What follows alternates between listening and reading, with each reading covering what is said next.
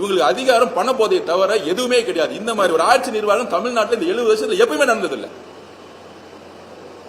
ஓட்டுக்கு பணம் கொடுக்க போற இடத்துல ஒரு பெண்ணை அடிச்சு, ஒரு துணியை கிழிச்சு, தொடப்பக்கட்டையால் அடிச்சு தற்கொலை பண்ணி இன்னைக்கு உட்கார்ந்துட்டு இருக்காங்க அந்த குடும்பம். ஆனா தமிழ்நாட்டில் எந்த நடிகர்களும் நடிகைகளும் எந்த விதமான சோசியல் ஒர்க்கர்ஸும் இல்ல 40 வருஷமா தமிழ்நாட்டுக்காக நாங்க மக்களுக்காக போராடக்கூடிய இடதுசாரி சிந்தனை கொண்டவர்களும் ஏன் திருமாவளவனும் யாரை பத்தியுமே இதை பேசாம கடந்து போய்கிட்டே இருப்பாங்க.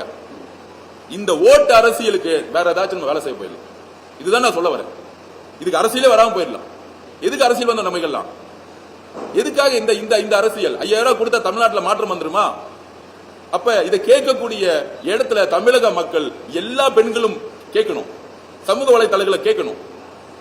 இது ஒரு தொகுதியில் இல்ல, 234 தொகுதியிலும் திமுக இருக்கிற ஒரே ஆயுதம் 20 கோடி ரூபாய், 50 கோடி ரூபாய். தமிழக பெண்கள் கிட்ட நாங்க வற்புறுத்தி கேட்டுறோம், இந்த மாதிரி செஞ்சுதா இன்னொரு தாட்டி திமுக ஆட்சிக்கு வந்தால் இந்த மாதிரி பல சிந்துஜார்கள் தற்கொலை பண்ணப்படுவார்கள்.